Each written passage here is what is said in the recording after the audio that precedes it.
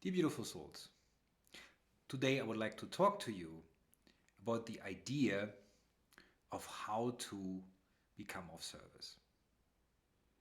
Now, why is the title of the video How to Get Attention from God?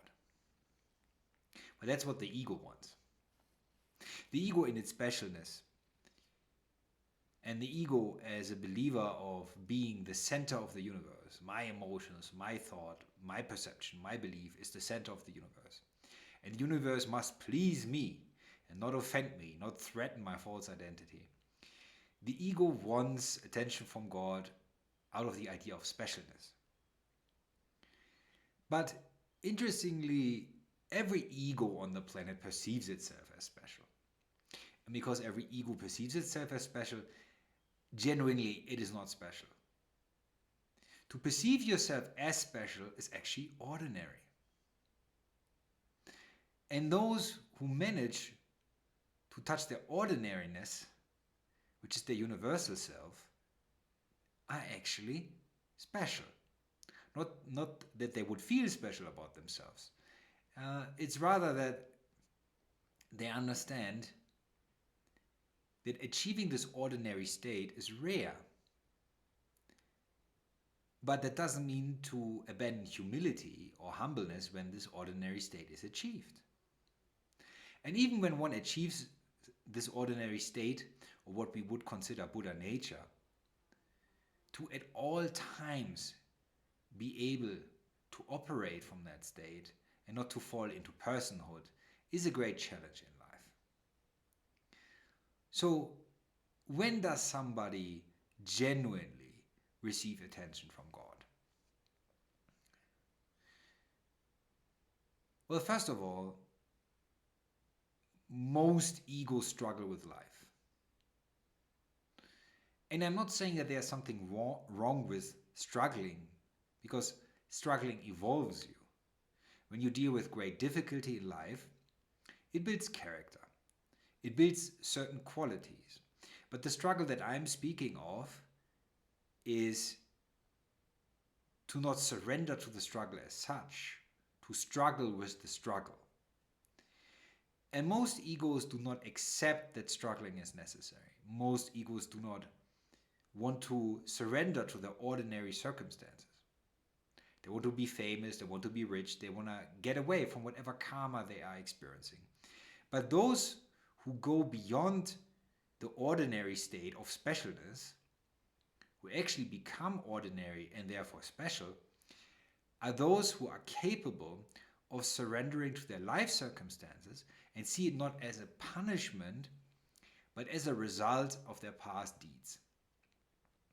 A culmination of many choices made over eons of activity on the planet that the soul and its various personality versions incarnated through.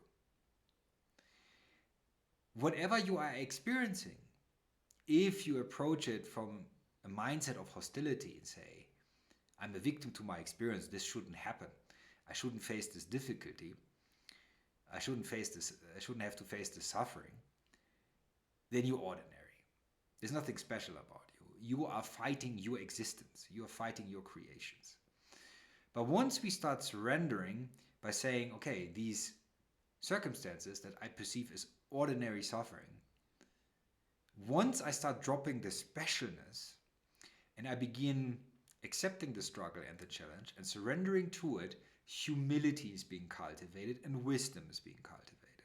Because if I see my circumstances not as a form of punishment, as a form of purgatory, even though one could say it is, if I accept my suffering and I understand, oh, I suffer because there is a higher plan and I've not accepted my role in it, I've refused to take the lessons that I should have taken in order to fulfill the divine plan, because it's important to understand that everyone is one. There's ultimately only one. Yeah? There's one octopus that has many tentacles. When the tentacles are unaware of being part of the octopus, they do their own little thing and they create chaos and disorder. So it is of great essence to understand If there's chaos and disorder in your life, it is there because you have been fighting the divine plan. You've made your ego the priority. You've made your desires the priority. Your fears your priority. And the desires are just there to cover up the fears. That's what their business is. Now, when you understand that genuine readiness for service is actually what gets God's attention. Not your whining, not your complaining, not your specialness, not your sense of entitlement, not your victimhood, because that is ordinary. And it's a very spiritually immature state that is in no form attractive to the divine. In such a spiritual state, a human being creates so much distortion that as a vessel for service, they're completely unfit. That is why prayer is very misunderstood. Prayer is not something that we do to gain attention from God. First of all, meditation is always more powerful than prayer, but that's a little bit of a different topic that I may address in another video. However, the point is not to expect something to be given from God to you. The point is to ask yourself, what can you give to God? So imagine a Hindu goes to prayer in a Kali temple, for example, and he wants attention from the Divine Mother. And he hopes that the Divine Mother, as an avatar of God, as a personalized extension of the ultimate, will grant him his wishes. But what are his wishes based on? Avoidance. Oh, I want to avoid my karma. I don't want to suffer. I don't want to suffer physical problems, poverty, be rejected by people. I don't want to give up my desires. And if you pray for the fulfillment of your desires, you're actually praying to stay in prison longer.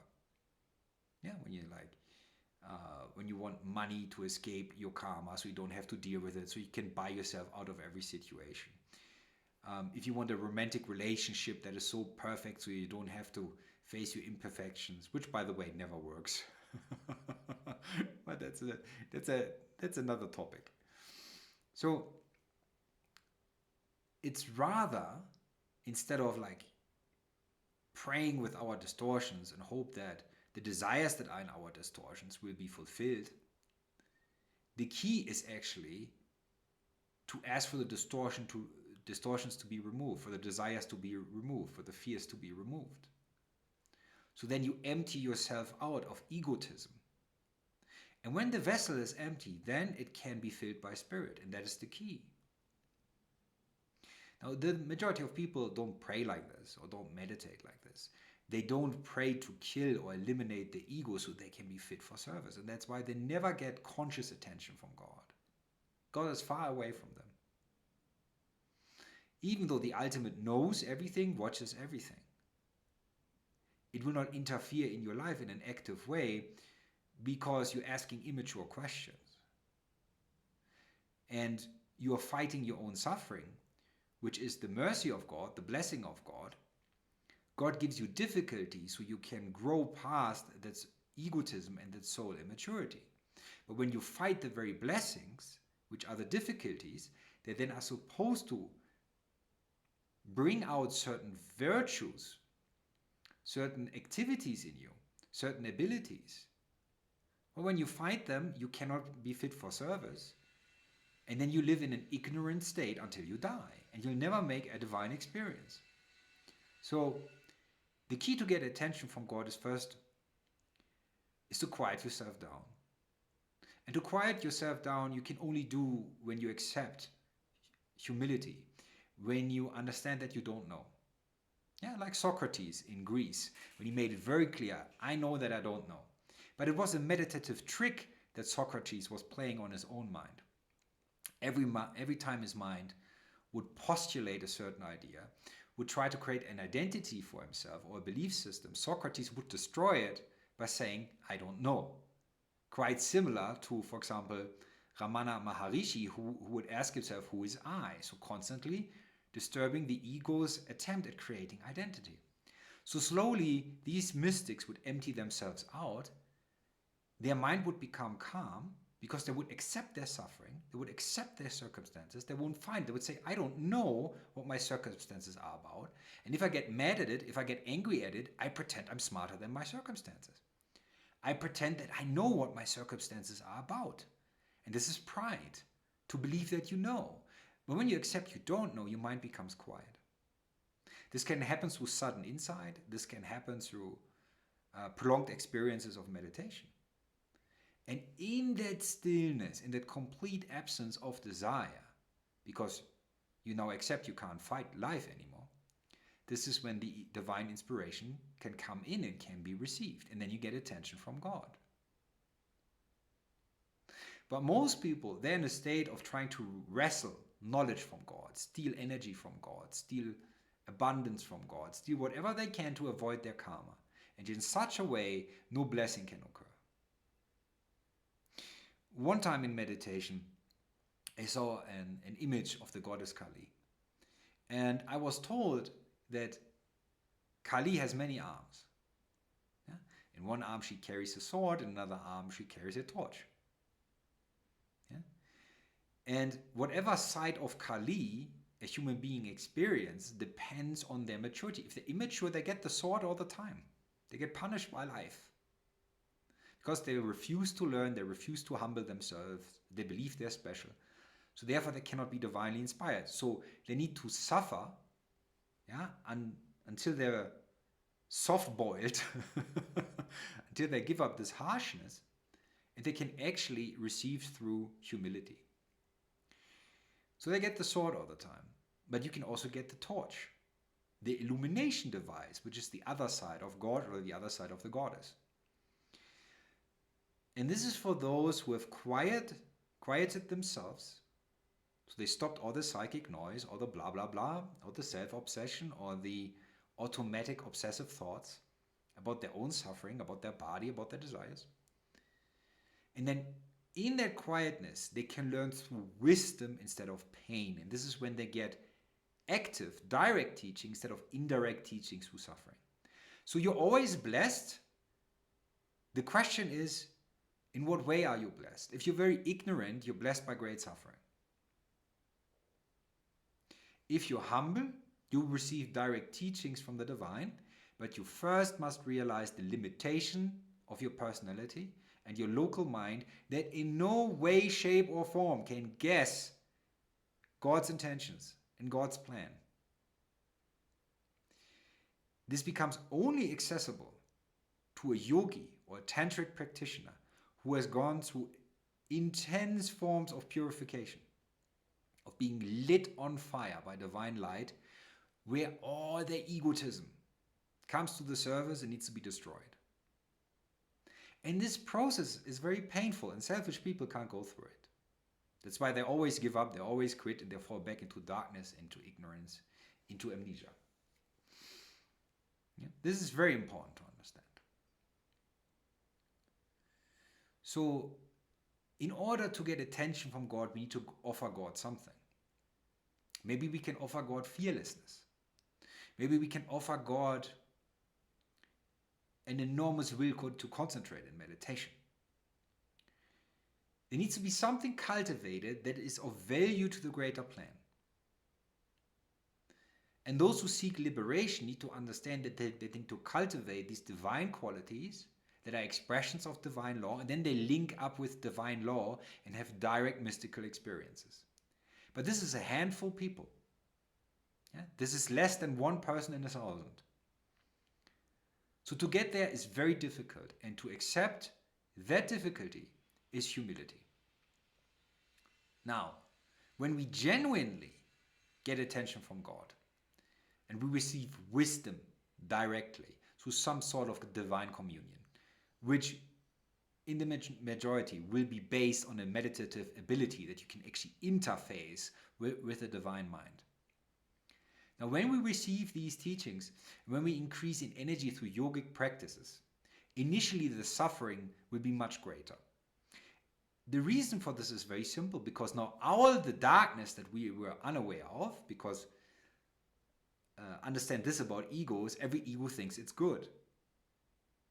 Yeah, you could have spoken to a Nazi in World War II, yeah, a very convinced Nazi, and he would tell you that he is a virtuous person. Even the most evil ones always believe that they're good because they don't want to touch the shame and the ugliness within themselves. They're very afraid to go there, yeah, to touch the inner disgust. So they will always project an image out of trauma, out of survival. Oh, I'm great, I'm good, I'm this, I'm that. Because this is how they want to be seen. This is how they want to see themselves. But a yogi cannot have the luxury of such an illusion, because once the energy increases, all the ugliness builds up, or the purification, the mental detoxification begins. And you have to re-experience everything that you have ever done, no matter how vile and disgusting, and no matter if it was 10,000 years ago. It's going to reappear in meditation, and it needs to be accepted. And then by working through your own darkness, you realize there's nothing special about you. You're as ordinary as everybody else. And then something begins. Then we begin cultivating virtues. Because by understanding that we're not special, that we're not better than anybody, the projection stops. You stop blaming others, yeah, for perceived failures or issues. You take accountability, because if you are deep down the same as everybody else, on the deepest level of who you are, and you figure that out, you cannot create this victim story anymore, or the story of superiority. So then you start sitting and you start purifying yourselves by doing the shadow work. And through that, the distortions are slowly being removed and destroyed, and the ego is being chipped away at, and at some point completely burned up. And this is what most people don't want, because they like their ego. My ego keeps me safe from the things that I don't want to experience. My ego makes me blame others, so I don't have to take accountability for myself. So in a very humorous way, sometimes, we can see that the whole existence of the ego by nature is avoidance, is not wanting to touch things, not wanting to know things. And since every ego is virtuous, when you, in their belief, when you confront them with their ugliness, they will get very ugly with you. So then, the irony is that in order to receive attention from God, we need to become very, very ordinary and surrender to our life situation. But most people do mystical practice to fight life, to dominate life, to control life, to refuse the lessons, to avoid them, to not have to experience them. And it will take them a very long time. A very, very, very long time. To someday be humble enough that they can be taught directly. So they don't need the sword anymore. They can finally be illuminated by the torch of yoga. Contemplate about this, my friends. Be well.